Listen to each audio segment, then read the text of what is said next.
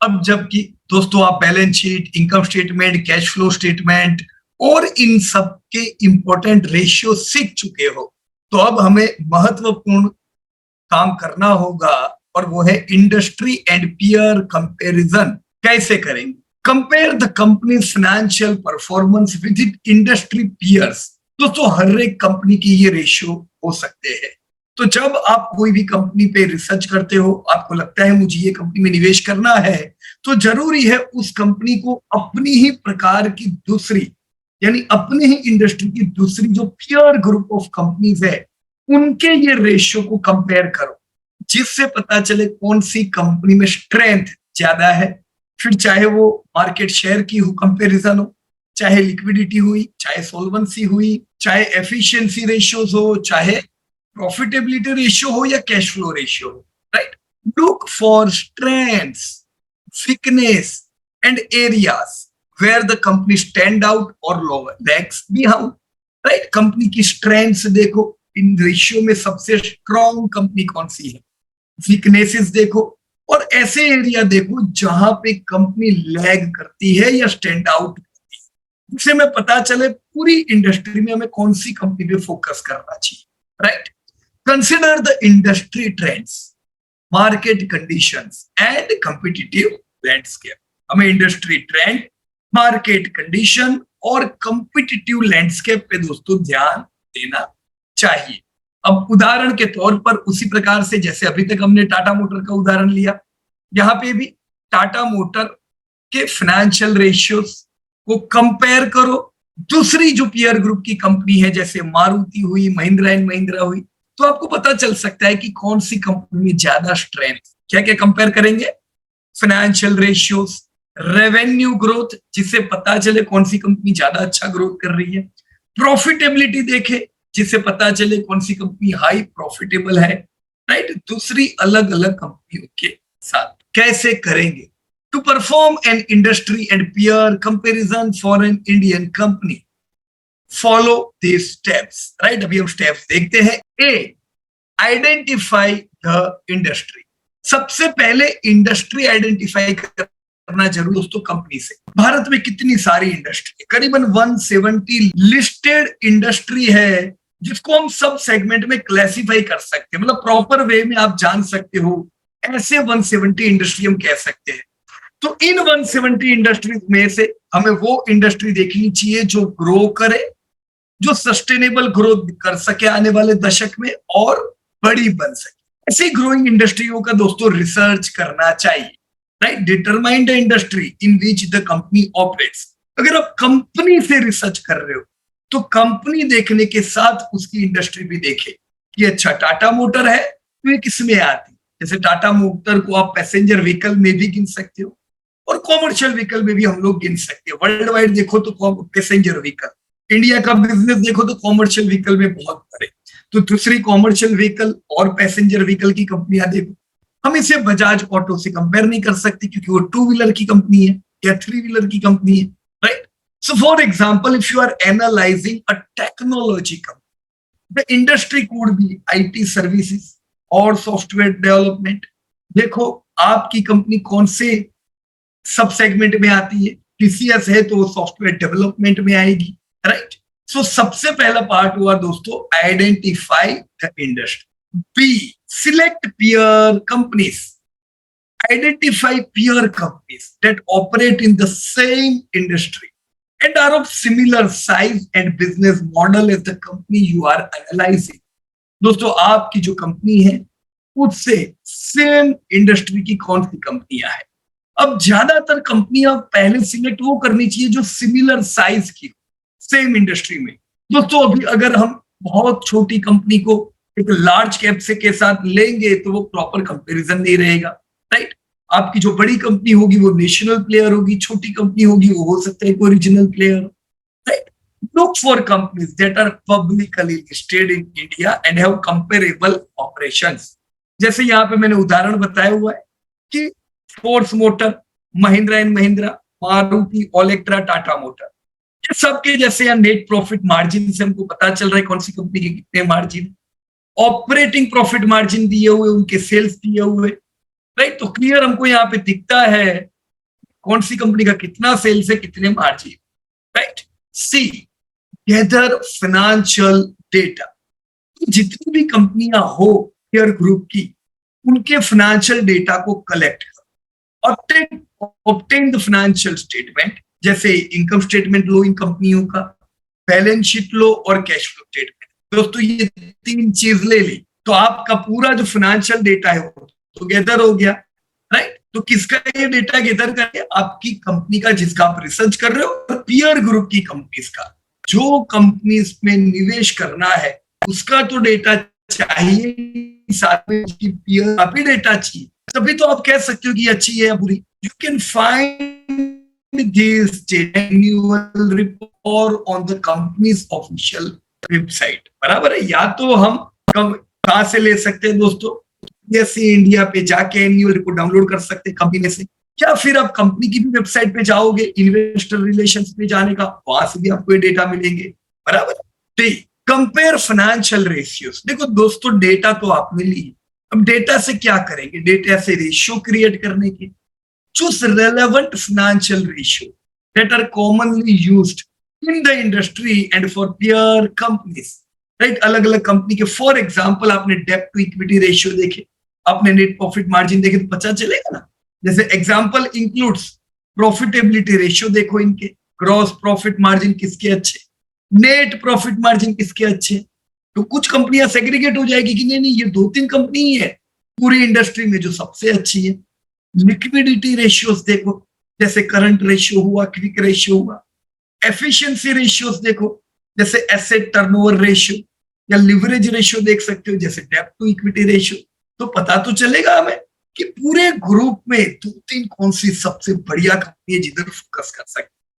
Calculate these ratios for the company you are analyzing and each of the peer companies using the financial data obtained। खाली आपकी company में नहीं करने का, peer group की सारी कंपनी में ये रेशियो सिलेक्ट करके दोस्तों देखने। Compare the ratio of the company you are analyzing with the median or average ratio of the peer group। दोस्तों जब आप एक ही इंडस्ट्री की 10 कंपनियों को देखते हो तो एक एवरेज बनता है कि ये इंडस्ट्री का एवरेज मार्जिन इतना है। फिर एवरेज मार्जिन से आप अपनी कंपनी का देखो कि आपकी कंपनी पूरी इंडस्ट्री से ज्यादा ग्रोथ कर रही है कि कम कर रही है, बिजनेस ज्यादा है कि कम है, लिक्विडिटी रेशियो अच्छे है कि बुरे है, राइट। ये आपको बढ़िया इंसाइट्स दे सकता है। This will help you understand how the company financial performance and position compare to its industry peers, right. So इसके साथ analyse key performing indicators KPIs of the specific industry, right. See industry specific KPIs that are relevant to the company's operation. दोस्तों अलग अलग industry की अलग अलग कुछ निश KPI होती है। For example if you are analyzing a retail company, जैसे डीमार्ट हो गई, you may consider metrics such as same store sales growth, right। देखो सब नए नए स्टोर तो ओपन करते रहते हैं तो उससे आपको इनऑर्गेनिक ग्रोथ मिलता है, पर सेम स्टोर जो है का ग्रोथ आ रहा है कि नहीं आ रहा है। यही चीज हम रेस्टोरेंट के बिजनेस में भी देखते हैं। तो आपकी जो स्टोर ऑपरेटेड कंपनी उसमें भी देखेंगे, कस्टमर एक्विजिशन कॉस्ट देखनी चाहिए, इन्वेंट्री टर्नओवर देख सकते हैं। तो ये इंडस्ट्री स्पेसिफिक KPI, राइट। जैसे आपकी ऑनलाइन कंपनी के KPI होते हैं website visitors. Collect KPI data for the company you are analysing and the selected peer companies. आपको मिलेगा दोस्तों इन्वेस्टर प्रेजेंटेशंस में से ये डेटा आपको मिल सकते हैं। Compare the KPIs with those of its peer to assess its relative performance and competitiveness.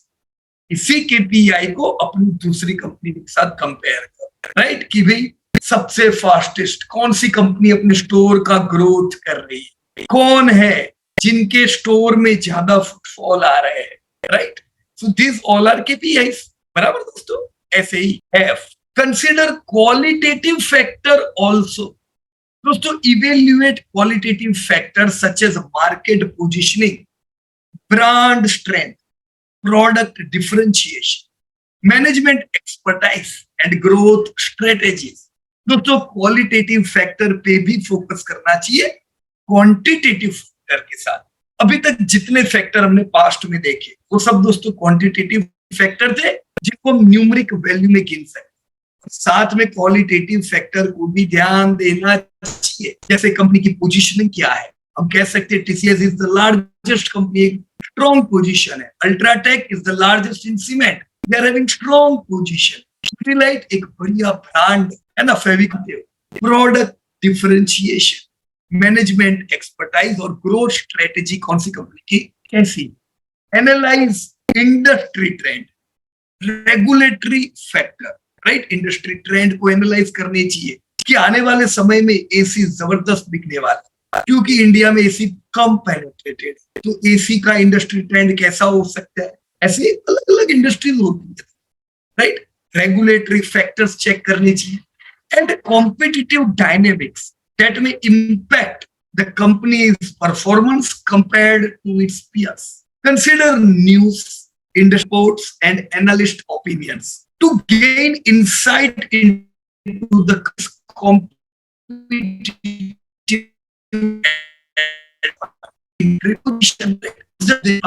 News को रियल डेटा के साथ कंपेयर करके देखो कि ये जो न्यूज आया है इससे क्या फर्क पड़ सकता है, राइट। जी, interpret and draw conclusion, analyze the financial ratio, KPIs and qualitative factor। ये तीनों चीजों से एक इंडस्ट्री को एनालाइज किया जाए। Identify areas where the company outperform its peers and areas where it lags behind। हमें पता रहना चाहिए कि ये इंडस्ट्री में कौन सी कंपनी कहां पे लीड कर, कहां पे लैग कर। Understand the reasons behind the differences and assess the company's strengths, right? So, for example, let's say you are analyzing Tata Motor, an Indian automobile company. Identify peer companies in the same industry, such as Maruti, Mahindra and Mahindra, Ashok Leyland आ सकती है इसमें, right?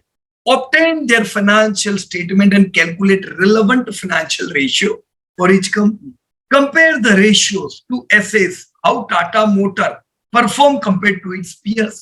जैसे आप compare करोगे तो जानोगे मारुति के margin Tata motor से बड़े बेहतर है। अलग अलग रेशियो में Maruti Tata. Consider industry specific KPIs like vehicle sales growth, market share and production capacity utilisation. जैसे हम व्हीकल सेल्स ग्रोथ देखें तो टाटा मोटर पिछले कुछ सालों में बहुत अच्छा कर रहे हैं, वो बड़े अंडर परफॉर्मर थे पिछले दशक और अच्छा कर रहे हैं अभी। अगर आप मार्केट शेयर देखो तो दोस्तों मारुति के पास 40% से ज्यादा मार्केट शेयर है पूरे ऑटो इंडस्ट्री का। सेकंड नंबर पे आता है टाटा मोटर और हुंडई, दोनों की कांटे की टक्कर, right. Analyse qualitative factors such as product portfolio, brand reputation and global expansion strategies, right? जैसे टाटा मोटर ने ग्लोबल एक्सपांशन स्ट्रेटेजीज में बहुत ही बढ़िया सफलता हासिल की है, राइट।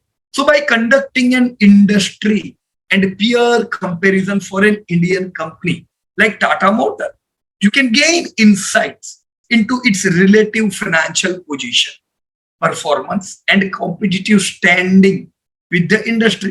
हमें कॉन्फिडेंस रह सकते हैं हम जिधर इन्वेस्ट कर रहे हैं वो कंपनी कहाँ स्टैंड करती है और कोई नेगेटिव पॉइंट है तो वो भी पता रहे, जिससे हमें पोर्टफोलियो में कितना वेटेज देना ये दोस्तों हमें पता रहे, राइट। सो मुझे उम्मीद है आप इतनी चीजों को जब भी कोई कंपनी ले रहे हो तो ये रिसर्च आप लोग दोस्तों कर पाओ, ओके।